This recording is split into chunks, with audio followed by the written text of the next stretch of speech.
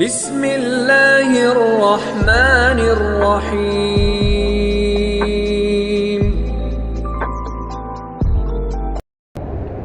بسم اللہ الرحمن الرحیم۔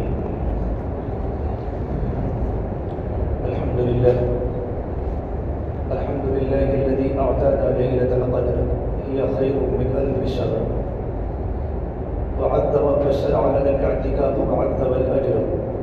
أشهد أن لا إله إلا الله وحده لا شريك له ونشهد أن سيدنا وسندنا وأولانا ومولانا محمدا عبده ورسوله صلى الله عليه وعلى آله وأصحابه وأتباعه.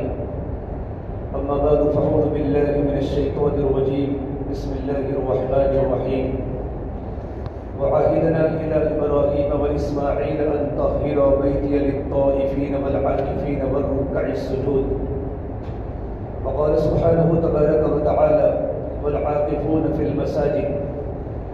وقال النبي صلى الله تبارك وتعالى عليه وسلم في المعتكف ويعتقب الذنوب ويجرى له من الحسنات كعامل الحسنات كلها. وقال النبي صلى الله تبارك وتعالى عليه وسلم من اعتقب يوما ابتغاء وجه الله جعل الله بينه وبين النار 3 خناديق أبعد ما بعد الخافقين. وقال النبي صلى الله تبارك وتعالى عليه وسلم من قام ليلة القدر إيمانا واحتسابا غفر له ما تقدم من ذنبه. رواه البخاري. او كما قال النبي صلی اللہ تبارک و تعالی علیہ وسلم. میرے محترم پیارے بھائیوں،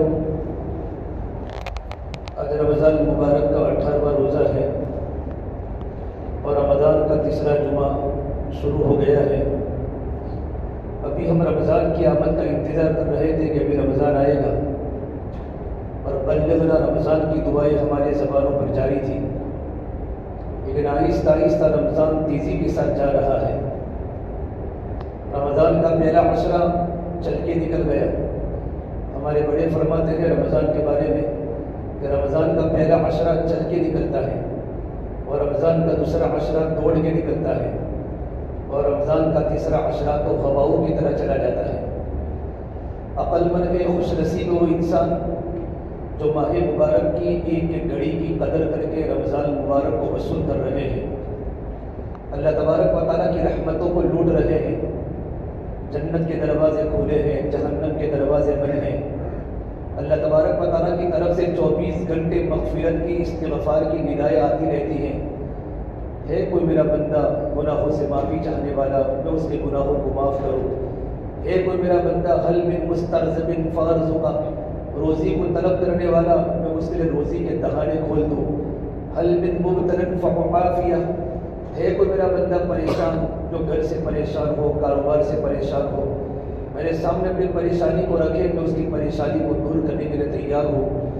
24 گھنٹے پروردگار عالم پہلے آسمان پر آ کر رمضان کے چاند سے بندوں کے سامنے اللہ تعالیٰ فریاد کر رہے ہیں اور اپنے بندوں کو بار بار کہہ رہے میرے بندوں آؤ، یا عبادی الذین اسرفوا علی انفسہم لا تقنطوا من رحمت اللہ. اے میرے پیارے بندوں جنہوں نے بڑے بڑے گناہ کر کے اپنے جانوں پر ظلم کیا ہے، کوئی گناہ زمین پر ایسا نہیں چھوڑا جو ان سے نہ ہوا ہو. اپنی جانوں پر بڑا گناہ کیا ہے، بلکہ پوری زمین گناہوں سے بھر دی ہے، لیکن رمضان میں میری رحمت بہت بڑی ہوتی ہے. لا تقنطوا من رحمت اللہ. تم اللہ تعالیٰ کی رحمت سے مایوس مت ہو جاؤ. ان اللہ یغفر الذنوب جمیعا، پروردگار عالم بڑے بڑے کبیرہ کبیرہ گناہوں کو معاف کر دے گا. اللہ تعالیٰ کی رحمت کے در کھلے ہیں. ہے کوئی بندہ جو اللہ کی رحمت کو وصول کرنے والا. ہمارا رمضان تو ایسے گزرتا ہے جیسے کہ ہمارا شعبان گزرتا تھا، ہمارا رجب گزرتا تھا، ربیع الاول گزرتا تھا، ربیع الثانی گزرتا تھا، جمادی الاولیٰ ہمارا گزرتا تھا. جس طرح اور مہینوں میں ہماری جو شیڈیول تھا، جو ہماری روٹین تھی، جو ہمارے معمولات تھے، ویسا ہی رمضان چل رہا ہے. نہ کوئی کھانے پینے کی کمی ہے، بلکہ رمضان میں آرام بڑھ گیا ہے، سونا بڑھ گیا ہے. رمضان کے علاوہ میں بازاروں میں جانا کم تھا، رمضان کے بعد بازاروں کی روٹین بڑھ گئی ہے. عصر کے بعد کا پورا قیمتی وقت شاپنگ میں اور کھانا افطاری کی خرید و فروخت میں بازاروں میں ہم چل رہے ہیں. جو وقت اللہ سے لینے کے ہیں 3 گھنٹے رمضان میں بہت سنبھالنے ہیں. 1 گھنٹہ افطاری کے پہلے کا 1 گھنٹہ اس میں اللہ کی رحمتیں موجیں مارتی ہیں، موجیں، اللہ کی رحمتیں موجیں مارتی ہیں۔ افطاری کے پہلے کا جو گھنٹہ ہوتا ہے، اللہ کی رحمت کی موجیں اس وقت اب بازار کا رخ بھی نہ کریں، اپنے گھروں میں، مسجدوں میں اللہ تعالیٰ کی عبادت میں، قرآن کی تلاوت میں، اللہ کے ذکر میں مشغول رہیں۔ اللہ کی رحمتیں موجوں کی طرح امڑ کے آتی ہیں۔ اور ایک گھنٹہ جو ہوتا ہے وہ صبح میں سحری کا گھنٹہ، سحری کے پہلے کا جو ایک گھنٹہ، بالکل اندھیرے میں جب لوگ سحری کے لیے اٹھتے ہیں، اس کے ایک گھنٹہ پہلے اللہ کے سامنے اٹھ کر اللہ کی عبادات کریں، لمبی لمبی نفلیں پڑھیں، تہجد پڑھیں، لمبا لمبا رکوع کریں۔ ان لک فی النہار سبحا طویلا واذکر اسم ربک وتبتل الیہ تبتیلا۔ سارے مخلوقات سے کٹ کر مصلی بچھا کر اپنے گھر کی کوٹھڑی میں اللہ تبارک و تعالیٰ کے سامنے اٹھ کر ہم نفلیں پڑھیں، اللہ تعالیٰ کی عبادات کریں۔ اور ایک فجر کی نماز کے بعد کا ایک گھنٹہ، ایک 3 گھنٹے، 24 گھنٹے رمضان کے مبارک مہینے میں قدردہ ہوتے ہیں، اللہ کی رحمتیں متوجہ ہوتی ہیں، لیکن 24 گھنٹے میں سے 3 گھنٹے بڑے قابل قدر ہیں۔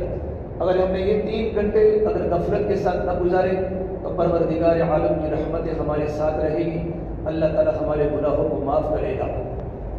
تو بھائی رمضان جا رہا ہے اور رمضان کا دوسرا عشرہ مغفرت کا ہے۔ اب 2 دنوں کے بعد رمضان کا آخری عشرہ آ رہا ہے۔ حدیث پاک میں ہے کان رسول اللہ صلی اللہ علیہ وسلم یجتہد فی رمضان ما لا یجتہد فی غیرہ۔ آپ صلی اللہ تبارک و تعالیٰ علیہ وسلم جتنا رمضان میں مجاہدہ کرتے تھے، عبادات میں، قرآن کی تلاوت میں، اللہ کے ذکر میں، سخاوت میں، جتنا رمضان میں آپ کرتے تھے اتنا رمضان کے علاوہ مہینوں میں نہیں کرتے تھے۔ لیکن جب اخیر عشرہ انٹر ہوتا تھا، جب اخیر عشرہ داخل ہوتا تھا، وَإِذَا دَخَلَ الْعَشْرُ الْأَخِيرُ، تو آپ کا معمول بدل جاتا تھا، آپ کی عبادات زور پکڑتی تھی۔ ہم رمضان کے اخیر عشرے کو لائٹ سمجھتے ہیں اور ایک بہت بڑی غلطی ہے۔ ہر جگہ پر تراویح 21 کو ختم ہوتی ہیں، 17 کو ختم ہوتی ہیں، 18 کو ختم کر کے لوگ فارغ ہو جاتے ہیں۔ پورا رمضان تراویح ہونی چاہیے، قرآن کی تلاوت ہونی چاہیے۔ جب علم ترک کی تراویح شروع ہوتی ہے، کتنا بڑا مجمع علم ترک کی تراویح بھی نہیں پڑھتا اور مسجدوں کی رونقیں ختم ہو جاتی ہیں۔ رمضان کا جو اخیر عشرہ ہے وہ لائٹ کا نہیں ہے، کیونکہ رمضان کا اخیر عشرہ تو ٹائٹ کا ہے۔ اپنی عبادتوں کے اندر محنت لاوے، عبادتوں میں مضبوطی لاوے۔ تو آپ صلی اللہ تبارک و تعالیٰ علیہ وسلم جب اخیر عشرہ رمضان کا داخل ہوتا تھا تو آپ کا معمول یہ ہوتا تھا احیی اللیل، آپ پوری رات جاگتے تھے۔ رمضان کے شروع کے 2 عشروں میں آپ پوری رات نہیں جاگتے تھے، لیکن اخیر عشرے میں آپ پوری رات جاگتے تھے۔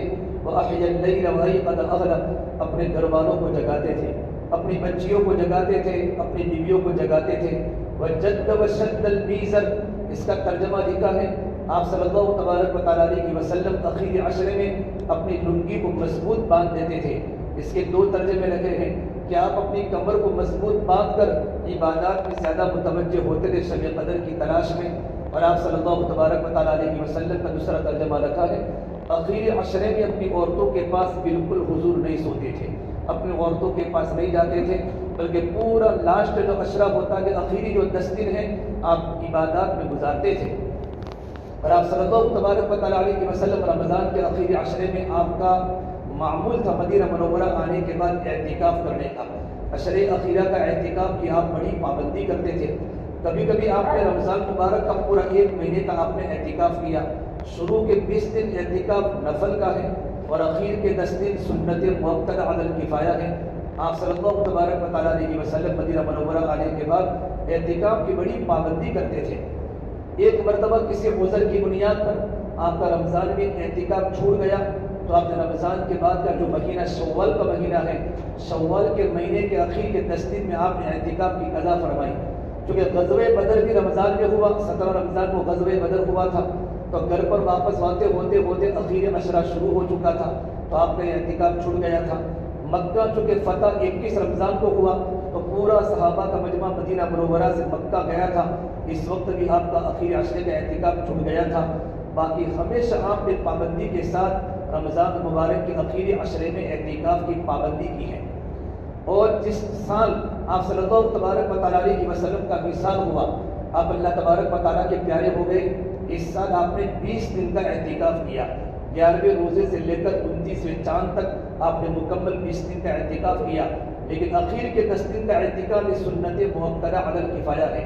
جبریل امین جس سال آپ صلی اللہ تبارک و تعالیٰ علیہ وسلم کا وصال ہوا، ہر رمضان میں جبریل امین زمین پر آتے تھے اور اللہ کے نبی کو قرآن کریم کا دور سناتے تھے۔ آپ جبریل کو قرآن کریم کا دور سناتے تھے، لیکن جس سال آپ دنیا سے وفات پائے ہیں اس سال جبریل نے 2 مرتبہ حضور کو قرآن سنایا اور اللہ کے نبی صلی اللہ تبارک و تعالیٰ علیہ وسلم نے بھی 2 مرتبہ پورا قرآن سنایا۔ یہ رمضان کا مہینہ قرآن کی تلاوت کا مہینہ ہے۔ ہمارے استاد منافع صاحب تنقاوی دعوت برکاتہم فرماتے ہیں کہ میں رمضان سے پہلے سورت گیا، ایک حافظ صاحب کی ملاقات ہوئی، میں نے پوچھا کتنا قرآن پڑھتے ہو؟ کہ رمضان کے مہینے میں 1 قرآن دن میں پڑھتا ہوں اور 1 قرآن رات میں پڑھتا ہوں، اور رمضان کے علاوہ 1 قرآن روزانہ پڑھتا ہوں۔ 21 سال کے بالکل نوجوان تھے۔ پوچھا تمہارے کتنے دور ہو چکے قرآن کریم کے؟ کہ 5677 قرآن کریم کا دور کر چکا ہوں۔ یہ آج کے زمانے کے نوجوان لڑکے یہ قرآن کی محبت کی بنیاد پر 24 گھنٹے ان کی زبان قرآن کی تلاوت سے جاری اور ساری رہتی ہے۔ تو آخری عشرے کا اعتکاف کی بائیو بہت بڑی فضیلت ہے۔ اعتکاف کا لغوی معنی کیا ہے؟ اعتکاف کا معنی ہوتا ہے کہ آدمی تمام سے کٹ کر اپنے گھر کو چھوڑ کر مسجد کے ایک کونے میں رہ کر اللہ کی چوکھٹ پر پڑ جاوے کہ اللہ جب تک میرا مسئلہ حل نہیں ہوگا میں تیری چوکھٹ کو چھوڑنے والا نہیں ہوں، اس کو اعتکاف بولتے ہیں۔ بہت سے اللہ تبارک و تعالیٰ کے نیک بندے ہر سال پابندی کے ساتھ آخری عشرے میں اعتکاف کرتے ہیں۔ فرما اللہ کے نبی صلی اللہ تبارک و تعالیٰ علیہ وسلم نے اعتکاف کرنے کی کتنی بڑی فضیلت ہے کہ مانی اعتکف یوما ابتغاء وجہ اللہ، کہ جو انسان 1 دن کا صرف اعتکاف کرے، 1 دن کا اعتکاف کرے، جعل اللہ تعالی بینہ وبین النار 3 خلادیق ابعد مما بین الخافقین۔ فرما اللہ کے نبی صلی اللہ تبارک و تعالیٰ علیہ وسلم نے جو رمضان میں 1 دن کا اعتکاف کرے تو 1 دن کے اعتکاف کرنے کا اتنا بڑا ثواب ہے کہ انسان جہنم سے 3 خندق دور ہو جاتا ہے۔ جہنم سے 3 خندق انسان اعتکاف کرنے والا دور ہو جاتا ہے، اور ایک خندق اور دوسرے خندق کے درمیان کا فاصلہ زمین و آسمان کے درمیان کا فاصلہ ہے۔ 1 دن کے اعتکاف پر انسان جہنم سے اتنا دور ہوگا تو جنت سے انسان کتنا قریب ہوگا۔ اور اعتکاف کرنے کی بڑی فضیلت ہے۔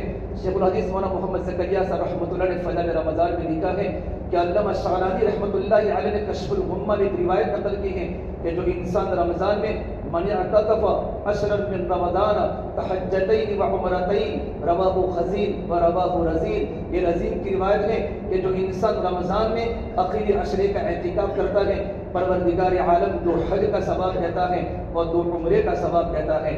انسان 24 گھنٹے دنیا کی روٹین میں ہوتا ہے، تمام دنیا سے کٹ کر 10 دن کے لیے صرف اللہ تبارک و تعالیٰ کی چوکھٹ پر آ جاوے کہ مجھے اللہ سے اپنی ضرورتیں مانگنی ہیں، اللہ سے مغفرت مانگنی ہے، اللہ سے اپنی ہدایت کو مانگنا ہے۔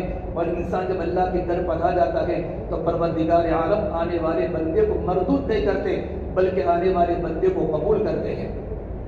اعتکاف کی بہت بڑی فضیلت ہے، اور ایک جگہ پر لکھا ہے کہ جو انسان 10 دن کا اگر مکمل اعتکاف نہ کرے اور مغرب سے لے کر عشاء تک کا اعتکاف مسجد میں کرے، کسی سے بات نہ کرے، قرآن کی تلاوت کے علاوہ، نماز کے علاوہ، اللہ کے ذکر کے علاوہ کسی سے بات نہ کرے، تو پروردگار عالم جنت میں اس کے لیے ایک محل بناتے ہیں جو مغرب سے عشاء تک کا اعتکاف کرتا ہے۔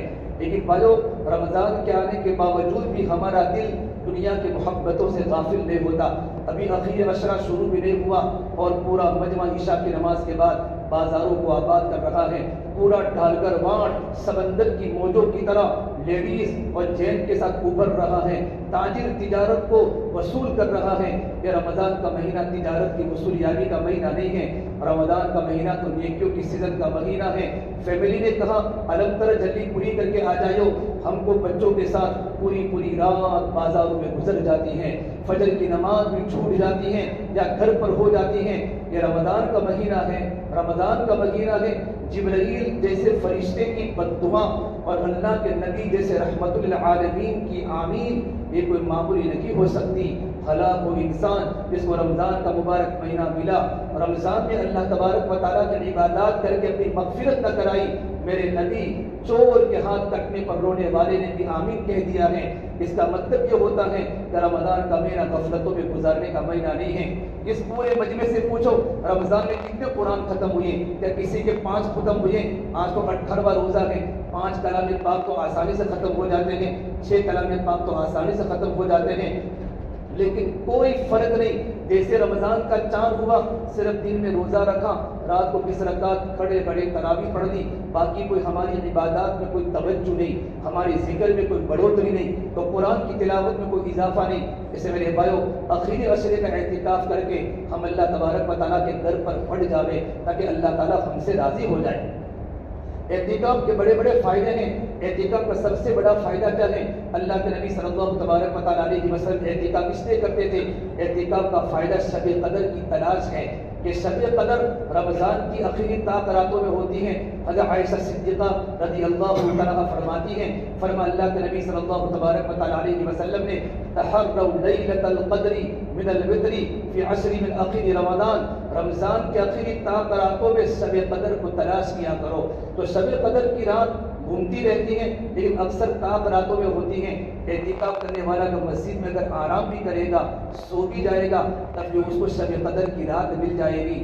اور اگر اس نے شب قدر کی رات میں کوئی عبادت نہیں کی، آرام میں تھا، شب قدر کی رات چلی گئی، تب بھی اس کو ایک عبادت اعتکاف کا تو اس کو اجر اللہ تعالیٰ کی بارگاہ میں لکھا جائے گا، وہ رات 1000 مہینوں سے بہتر ہے۔ اِنَّا أَنزَلْنَاهُ فِي لَيْلَةِ الْقَدْرِ۔ اور خدا نہ خواستہ اگر شب قدر کی رات میں اگر شاپنگ میں ہم رہے، مارکیٹ میں رہے، اس لیے تو اللہ نے شب قدر کو بلا دیا۔ اللہ کے نبی صلی اللہ تبارک و تعالیٰ علیہ وسلم شب قدر کی تعین کو بتلانے کے لیے نکلے تھے۔ عبادہ بن ثابت فرماتے ہیں آپ اپنے صحابہ کے مجمع کے سامنے نکلے تھے کہ میں امت کے سامنے شب قدر کی رات کی تعین بتا دوں۔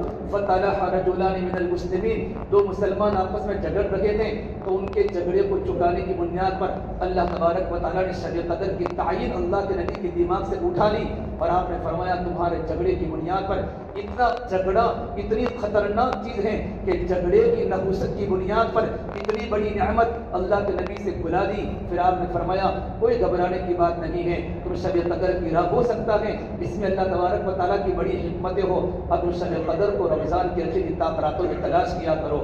اگر شب قدر کی رات متعین ہوتی، کوئی شرابی شراب پیتا یا کوئی زانی زنا کرتا یا کوئی انسان غفلت کے ساتھ رات کو گزارتا تو اللہ کی پکڑ زمینوں پر آ جاتی۔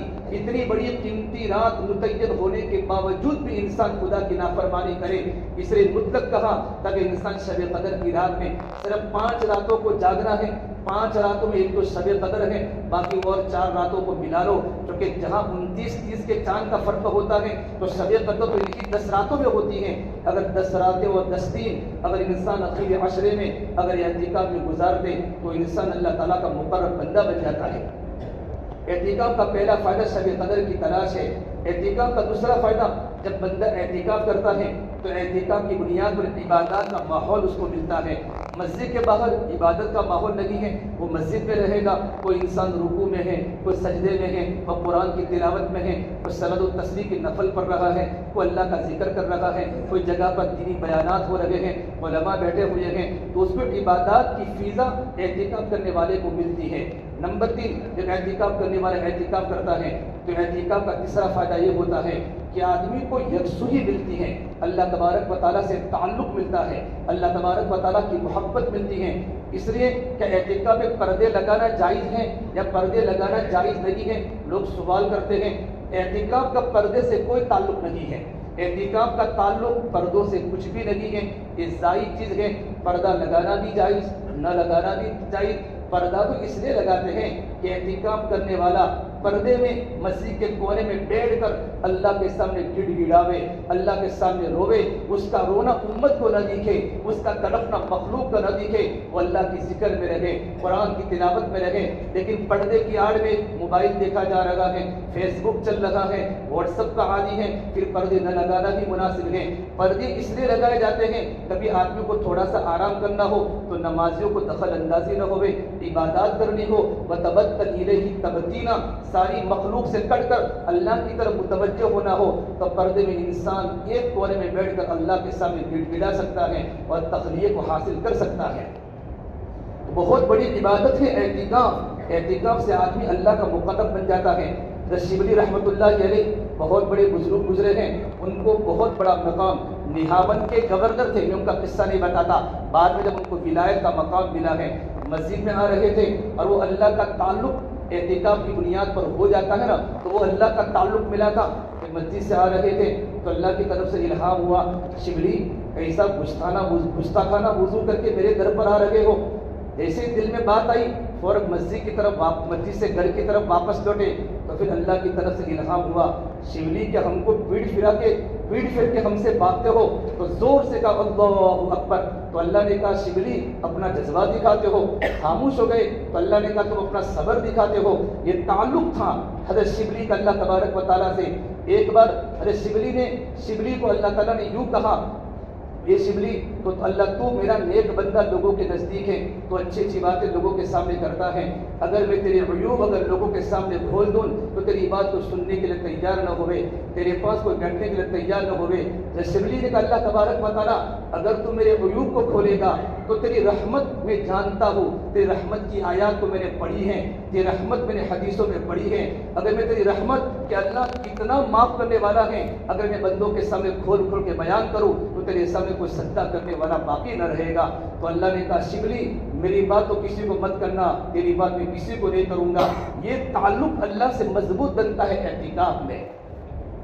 जब बंदा सारी दुनिया से कट कर एक अल्लाह की तरफ मुतवज्जह हो जाता है और अपने एतिकाफ के वक्त को सही गुजारता है।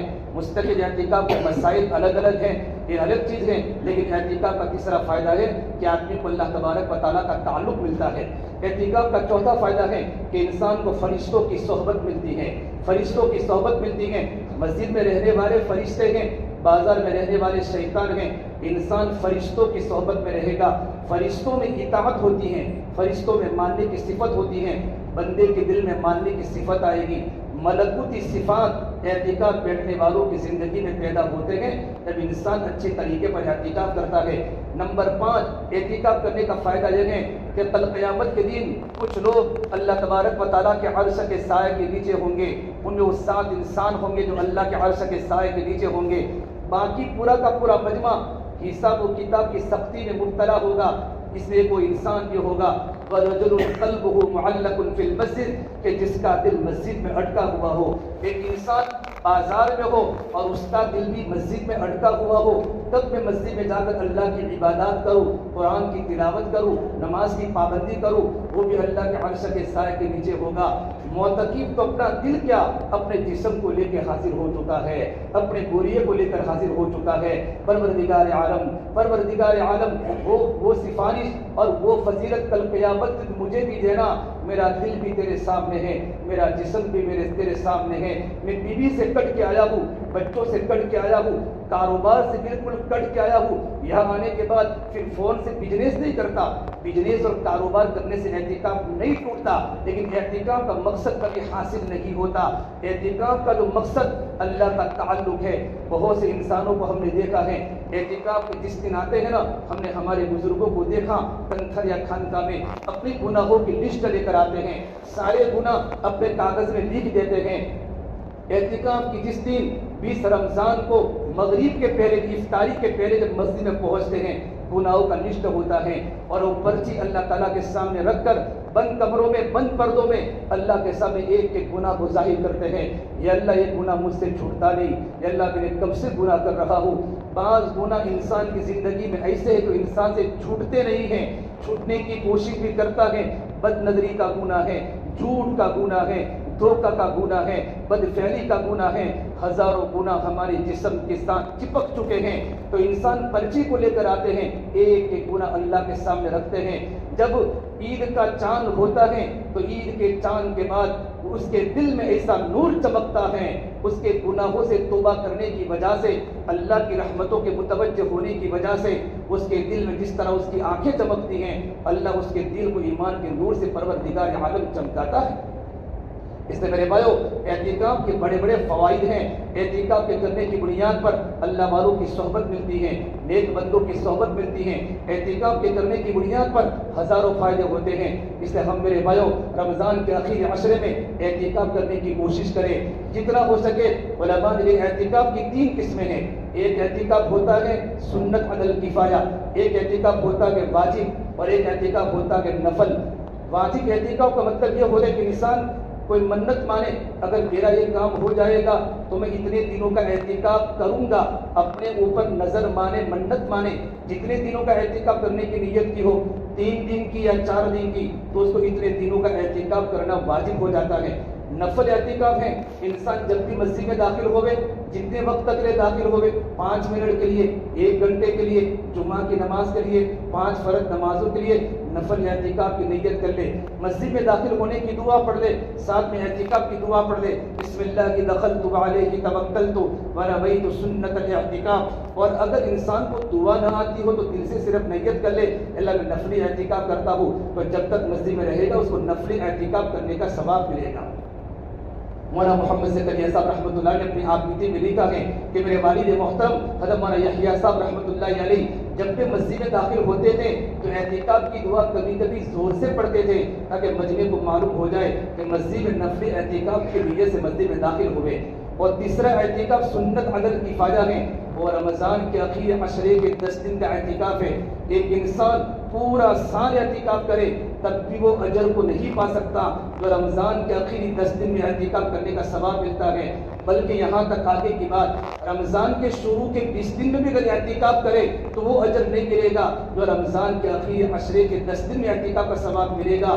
کیوں کہ سرکار دو عالم صلی اللہ تبارک و تعالیٰ علیہ وسلم نے پابندی کے ساتھ آپ نے اعتکاف کیا۔ حضرت عائشہ فرماتی ہیں آپ صلی اللہ تبارک و تعالیٰ علیہ وسلم کے دنیا سے جانے کے بعد بھی ازواج مطہرات اور ہم نے بھی اپنے گھروں میں اعتکاف کیا ہے۔ مرد مسجد میں اعتکاف کرے گا، عورتیں گھروں میں اعتکاف کرے گی، لیکن ہمارے گھروں میں شاپنگ کا ہی اتنا بازار گرم ہوتا ہے کہ عورتوں کو میرے میں اعتکاف کرنے کا وقت ہی نہیں ملتا، بلکہ ہمارے گھر میں ایک کمرہ مسجد کا کمرہ ہونا چاہیے۔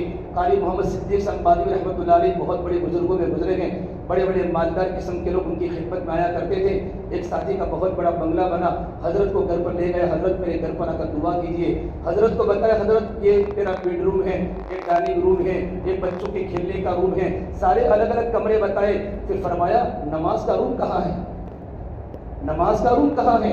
اللہ کے نبی صلی اللہ تبارک و تعالیٰ علیہ وسلم کے زمانے میں مدینہ منورہ میں صحابہ کا معمول تھا، جب حضور تشریف لے جاتے تو صحابہ فرمایا یا رسول اللہ میرے گھر پر آئے اور 2 رکعت نماز پڑھے۔ اس جگہ کو مسجد بناتے تھے، پھر صحابہ تہجد وہاں پڑھتے تھے، نفلیں وہاں پڑھتے تھے، ان کی گھر کی عورتیں وہاں نماز پڑھتی تھی۔ ہمارے گھر میں ایک ایسا کمرہ ہونا چاہیے جس کو کہتے ہیں گھر کی مسجد، ہماری عورتیں وہاں اعتکاف کریں، ہم وہاں نفلیں پڑھیں، وہاں قرآن کریم کی تلاوت کریں، وہاں اللہ تعالیٰ کا ذکر کریں۔ سعید انور کرکٹر کے ایک بیان میں نے سنا کہ میرے گھر میں ایک مسجد بنائی ہے کہ میری گھر والی اتنی دیندار ہے کہ جہاں پیسوں کی نوٹ روپیاں جس پر تصویر ہوتی ہیں وہ نوٹ بھی میری بیوی اس کمرے میں نہیں رکھتی۔ اتنا کمرہ پاکیزہ روحانیت والا۔ صبح میں میں اٹھتا ہوں، میری بیوی اٹھتی ہیں، میرے بچے اٹھتے ہیں، اور صبح 3 بجے سے لے کر فجر کی نماز تک ہم اللہ کے سامنے آہوزاری کرتے ہیں۔ ہمارے گھر میں ذکر کی آوازیں آتی ہیں۔ یہ دین کی برکات ہیں، یہ دین کی برکات ہے۔ اس سے میرے بھائیو اپنی مستورات کو بھی کہیں کہ مستورات اپنے گھروں میں اعتکاف کریں، لیکن کمرہ بدل نہ کریں۔ اور جو عورتوں کو چین نہیں ہوتا، کبھی یہ کمرے میں چلی گئی، کبھی یہ کمرے میں چلی گئی، بلکہ کوئی بھی جگہ اگر چھوٹا سا مکان ہے، کمرہ نہیں ہے، تو ایک جگہ طے کر لے، اس جگہ پر ہماری مستورات اعتکاف کریں۔ مرد بھی اعتکاف کرے، مستورات بھی اعتکاف کرے۔ اب اعتکاف کیا ہے؟ اعتکاف کے کیا مسائل ہیں؟ انسان 20 رمضان مبارک کو افطاری کے پر انسان اعتکاف کی نیت سے مسجد میں داخل ہو جاوے۔ مسجد میں داخل ہونے کے بعد اب انسان مسجد سے باہر بالکل نکل نہیں سکتا۔ اگر مسجد سے باہر نکلے گا تو اعتکاف ٹوٹے گا، البتہ شرعی مجبوری کی بنیاد پر اور طبعی ضرورت کی بنیاد پر مسجد سے باہر نکل سکتا ہے۔ نمبر 2، اگر اس نے رمضان کا روزہ چھوڑ دیا تو اعتکاف بھی ٹوٹ گیا۔ آخری عشرے کا اعتکاف رمضان کے روزے کے ساتھ ہے۔ اگر تم نے رمضان کا روزہ بیماری کی بنیاد پر بھی نہیں رکھا تو تمہارا اعتکاف ٹوٹ گیا، اس کی قضا کیا ہوگی؟ اب سنت اعتکاف تو تمہارا ٹوٹ ہی گیا ہے، تو دوسرے دن 24 گھنٹے کا، مطلب آج ہمارا روزہ چھوٹا، اعتکاف ہمارا ٹوٹا، دوسرے دن یا تیسرے دن مغرب سے پھر اعتکاف میں بیٹھ کر 24 گھنٹے مسجد میں رہ کر اعتکاف کے روزے کے ساتھ ادا کر لیں۔ شرعی مجبوری کی بنیاد پر باہر نکلنے کی ترتیب کیا ہے؟ ایک تو انسان باہر نکلے گا استنجے کی بنیاد پر، ٹوائلٹ جائے گا، پیشاب کرنے جائے گا، انسان بالکل جا سکتا ہے۔ بعض لوگ گھبراتے ہیں کہ ٹوائلٹ میں جلدی فارغ ہوتے ہیں کہ ہم تو اعتکاف میں ایسانی ہیں، اطمینان کے ساتھ اپنی ضرورت سے پیشاب پخانہ سے وغیرہ فارغ ہو جاوے۔ البتہ انسان باتیں نہ کرے۔ ہاں، مسجد سے نکلنے کے بعد اگر وہ ٹوائلٹ جا رہا ہے یا اپنی ضرورت کو پوری کرنے جا رہا ہے تو کوئی جلدی جلدی جانے کی بھی ضرورت نہیں ہے، بلکہ اپنی رفتار سے جاوے. چلتے چلتے اگر بات کر لی تو اعتکاف نہیں ٹوٹے گا، لیکن کھڑے رہ کر 1 سیکنڈ بھی بات کی تو آپ کا اعتکاف ٹوٹ جائے گا. چلتے چونکہ آپ کا چلنا کس کے لیے ہے؟ اپنی ضرورت کو پوری کرنے کے لیے ہے. تو چلتے چلتے اگر کوئی بات ہو گئی تو آپ کا اعتکاف نہیں ٹوٹے گا. ہاں اگر آپ ٹوائلٹ میں گئے، وہاں جانے کے بعد دیکھا ٹوائلٹ میں گندگی ہے، جیسے دیہات میں اکثر ہوتا ہے، آپ دوسری ٹوائلٹ میں گئے تب بھی اعتکاف نہیں ٹوٹے گا. دوسری گندی تیسری میں گئے تب بھی اعتکاف نہیں ٹوٹے گا. آپ گئے ٹوائلٹ کرنے کے لیے، ایک ہی ٹوائلٹ ہوتا ہے، آپ کے تو کوئی اندر گیا ہوا تھا، آپ باہر انتظار میں کھڑے رہے، کیونکہ آپ کا باہر کھڑا ہونا ضرورت کی بنیاد پر ہے. اگر آپ نے بات کر لی تب بھی آپ کا اعتکاف نہیں ٹوٹے گا. اچھا آپ ٹوائلٹ میں چلے گئے اور ٹوائلٹ کے درمیان بہت سے لوگ سگریٹ کے عادی ہوتے ہیں، بیڑی کے عادی ہوتے ہیں. تو سگریٹ پینا تو اچھی چیز نہیں ہے، لیکن ان کے بغیر انسان کی بی پی لو ہو جاتی ہے. تو اگر سگریٹ اگر انسان مستقل مسجد سے باہر پینے جائے گا تو اعتکاف ٹوٹے گا. تو کب پیوے؟ جتنا وقت اس کا پیشاب کرنے میں لگتا ہے یا ٹوائلٹ کرنے میں لگتا ہے، اتنے وقت میں ہی اسی وقت میں اپنی ضرورت سے فارغ ہو جاوے. اگر ٹوائلٹ سے فارغ ہو کر 1 منٹ بھی اس نے بیڑی میں لگائی تو یہ وقت بیڑی کے لیے ہوگا تو اس کا اعتکاف ٹوٹ جائے گا. اس طرح طبعی ضرورت کی بنیاد پر انسان وضو کے لیے جاتا ہے. اگر انسان وضو کے لیے گیا تو انسان وضو کے لیے جا سکتا ہے، جانا بھی چاہیے، لیکن کوئی جلدی جلدی جانے کی ضرورت نہیں ہے اور وضو کو جلدی جلدی کرنے کی ضرورت نہیں ہے. وضو کی اطمینان سے کریں. وضو کے درمیان اگر آپ نے بات کر لی تو آپ کا اعتکاف نہیں ٹوٹے گا. اگر آپ ٹوتھ پیسٹ کرتے ہیں، مسواک کرتے ہیں، اگر آپ نے مستقل مسجد سے نکل کر آپ نے کولگیٹ کو استعمال کیا تو آپ کا اعتکاف ٹوٹے گا. البتہ وضو کے درمیان کے وقت میں ہی جتنا وضو کا وقت ہوتا ہے روزانہ کا آپ کا، اتنے ہی وقت میں آپ نے مسواک بھی کر لیا اور آپ نے ٹوتھ پیسٹ کو استعمال بھی کر لیا تو آپ کا اعتکاف نہیں ٹوٹے گا. لیکن آپ نے مستقل اس کے لیے ٹائم الگ سے لیا تو آپ کا اعتکاف ٹوٹ جائے گا. اعتکاف کے مسائل علماء سے پوچھیں، مفتیان کرام سے پوچھیں. جس طرح لوگوں نے اپنے زکوٰۃ کے مسائل کو سمجھ کے زکوٰۃوں کو نکالا، اعتکاف کے بڑے بڑے مسائل ہیں اور اعتکاف بہت آسان ہے. اب ایک انسان کبھی اعتکاف کے درمیان غسل کر سکتے کہ اعتکاف کے درمیان غسل نہیں کر سکتے. ایک تو غسل واجب ہے کہ انسان کو مسجد میں احتلام ہو گیا، یہ تو غسل کرنا واجب ہے. انسان فوراً مسجد سے نکل جاوے اور غسل سے فارغ ہو جاوے، فارغ ہو کر مسجد کے اندر آ جاوے. ایک انسان جمعہ کا غسل، بہت سے لوگ روزانہ غسل کرنے کے عادی ہو جس کے اعتکاف میں نہیں بیٹھتے. پھر اللہ تبارک و تعالیٰ کی بارگاہ میں آئے ہیں تو کچھ چیزوں کو تو ختم کرنا ہی پڑے گا. اگر انسان گرمی کے موسم کے جون کے مہینے میں اور جولائی کے مہینے میں آسٹوریا پتھر والی مسجد میں 250 لوگ رمضان میں اعتکاف میں بیٹھتے تھے، جب فل جون کی گرمی اور جولائی کی گرمی بھائی انسان تھوڑا برداشت کرے. تو اس میں علماء کا بڑا اختلاف ہے، علماء کی بڑی بڑی آراء ہیں، لیکن جمہور علماء کے قول کے مطابق جس پر فتویٰ ہے کہ سنت غسل بھی جمعہ کے دن کا بھی انسان معتکف اعتکاف کرنے والا نہیں کر سکتا.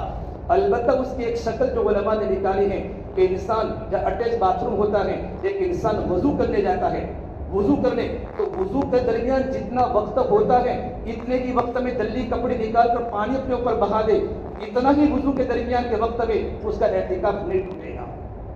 لیکن چونکہ ہمارا غسل کا ہی روزانہ کا 1 گھنٹہ ہے تو وضو کے درمیان میں جتنا وقت ہے اتنے وقت میں اپنے کپڑے نکال کر فوراً پانی بہا دیا تو انسان کو اعتکاف پر کوئی اثر نہیں پڑے گا.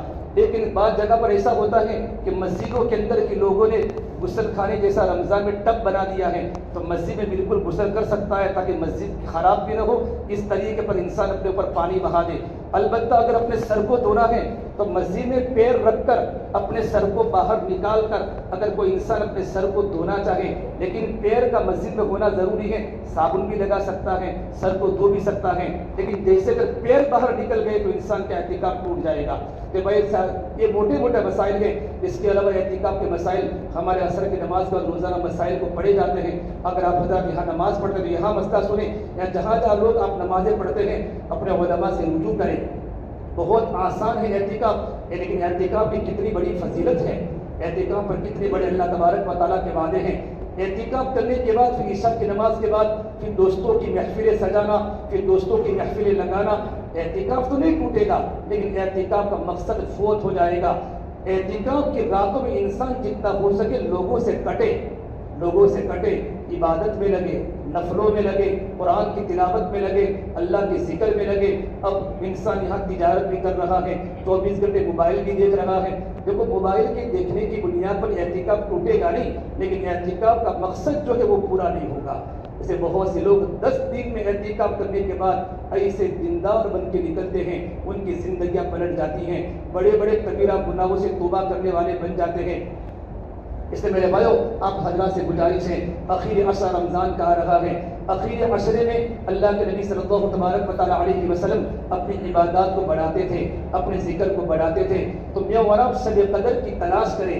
اگر 10 دن کا اعتکاف سنت نہیں کر سکتے تو کم سے کم 3 دن کا اعتکاف نفل بھی کرے۔ 25ویں طاق رات مل جاوے، 27ویں طاق رات مل جاوے، 21ویں طاق رات مل جاوے، 23ویں طاق رات مل جاوے، 5 دن کا نفلی اعتکاف کرے، 2 دن کا نفلی اعتکاف کرے۔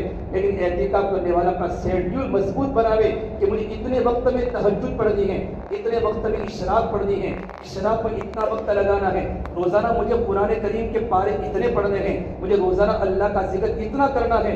انسان جب اپنا پورا نظام الاوقات بنائے گا عبادات کا اور دعاؤں کا تو اس کا وقت صحیح گزر سکتا ہے، ورنہ جیسے آئے تھے ویسے باہر نکل جاتے ہیں۔ اور جیسے عید کا چاند ہوتا ہے تو اعتکاف کرنے والے بار بار یوں کر کے دیکھتے یوں، حالانکہ دکھتا نہیں ہے، چاند تو اس طرف ہوتا ہے نا بھائی، لیکن کب چاند ہوئے، میں کب نکلوں۔ ایمان والے کو مسجد ایسی لگتی ہے جیسے کو مچھلی کو پانی لگتا ہے، ایمان والے کو مسجد میں لذت آتی ہے۔ اور ہو سکے تو عید کی رات جو لیلۃ الجائزہ کی رات ہے وہ بھی مسجد کے اندر گزارے اعتکاف کرنے والے ساتھی، کیونکہ انعام کی رات ہوتا ہے، ورنہ کیا ہوتا ہے شیطان آ جاتا ہے۔ 10 دن کا اعتکاف 10 منٹ میں اس کی نورانیت کو شیطان ختم کر لیتا ہے، اور شیطان چونکہ پورا مہینہ قید ہو کے چھوٹتا ہے تو تگڑا ہو جاتا ہے اور انسانوں کی اعمال کو برباد کرنے کی فکر میں ہوتا ہے۔ اسے میرے بھائیوں، میں اور ہم سب مل کر رمضان کے مبارک مہینے کی ہم قدر کریں۔ 18واں روزہ آ چکا، آئندہ جمعہ کو 25واں رمضان آ جائے گی، رمضان ہمارے پاس سے چلا جائے گا۔ ایک بہت بڑا مجمع ایسا بھی ہوگا جنہوں نے قرآن کریم کو کھولا بھی نہیں ہوگا، ایک قرآن پاک پڑھا ہوگا۔ آپ حضرات سے گزارش ہے کم سے کم رمضان میں ایک قرآن پاک تو ضرور پڑھے۔ ایک بہت بڑے اللہ والے فرماتے ہیں جو رمضان میں ایک قرآن کریم کو ختم نہ کر سکا وہ 11 مہینوں میں کبھی قرآن کریم کو کبھی ایک مرتبہ بھی ختم نہیں کر سکے گا۔ رمضان جیسا گزرے گا ویسے 11 مہینے گزرے گے۔ ہماری سیدہ سکینہ مسجد کے اندر بھی اعتکاف ہوتا ہے۔ اگر آپ حضرات کو اعتکاف میں بیٹھنے کا ارادہ ہو، ہمارے امام صاحب کے پاس اگر آپ نام لکھا دیں، انشاءاللہ الفضل میں بھی بڑی تعداد میں لوگ بیٹھتے ہیں، اور اپنی اپنی مسجدوں کے اندر بھی اعتکاف میں بیٹھے۔ ایسا نہ ہو اپنی مسجد میں اعتکاف کرنے والا کوئی نہ ہو اور اب دوسری مسجد میں چلے جاوے۔ اس مسجد کے محلے والوں کی ذمہ داری ہے کہ وہاں کچھ لوگ اعتکاف میں بیٹھیں۔ اگر کوئی انسان بھی مسجد میں اعتکاف کرنے والا نہیں بیٹھا تو تاریک سنت کا گناہ ہوگا۔ کچھ لوگوں کا بیٹھنا یہ سنت کفایہ ہے، اس لیے اپنی مسجدوں میں اعتکاف بیٹھنے کی ضرورت ہے، کیونکہ ہر جگہ پر کچھ جگہ پر سہولتیں ہیں تو وہاں ہم چلے گئے، کچھ جگہ پر سہولتیں نہیں ہوتی، حالانکہ اپنی پڑوس کے اپنی محلے کی مسجد ہے تو ہم اپنے محلے کی مسجد میں کوئی بیٹھنے والا نہیں، کیونکہ گھر سے روزانہ ٹفن لانا پڑتا ہے، گھر میں کوئی بچہ نہیں ہے۔ اعتکاف میں یہاں تک مسئلہ لکھا ہے جو بتانا نہیں تھا لیکن میں آپ کو بتا دوں کہ اگر کوئی انسان کو گھر میں کوئی ٹفن لانے والا بھی نہ ہو تو انسان اعتکاف کی حالت میں گھر پر کھانا بھی کھانے جا سکتا ہے، لیکن ایسے وقت میں گھر پر کھانے جاوے جس وقت میں گھر میں کھانا تیار ہو، آپ کو معلوم ہے کھانا تیار، وہاں جا کر آپ کھانے کے انتظار میں بیٹھے رہیں 5 منٹ 10 منٹ تو پھر اعتکاف ٹوٹے گا۔ آپ کو معلوم ہونا چاہیے کہ کھانا تیار ہے۔ ایسی کوئی مجبوری ہو کہ کوئی کھانے لانے والا نہیں یا مسجد میں کھانے کا کوئی نظام نہیں ہے، گھر سے کوئی بچہ کھانا لانے والا نہیں، تو ایسی مجبوری میں معتکف اعتکاف کی حالت میں اپنے گھر پر جا کر کھانا بھی کھا سکتا ہے، اسے اعتکاف پر کوئی اثر نہیں پڑے گا۔ پروردگار عالم ہم تمام کو آنے والے مبارک عشرے کی خوب قدر کرنے کی توفیق عطا فرماوے۔ جو رمضان ہمارا گزر گیا، جو کمی کوتاہیاں ہوئی ہیں، پروردگار عالم ہم کو معاف فرماوے۔ آگے جتنا وقت باقی ہے ان باقی وقتوں کو وصولی کرنے کے اللہ پاک ہم تمام کو توفیق عطا فرماوے۔ وآخر دعوانا الحمد للہ رب العالمین۔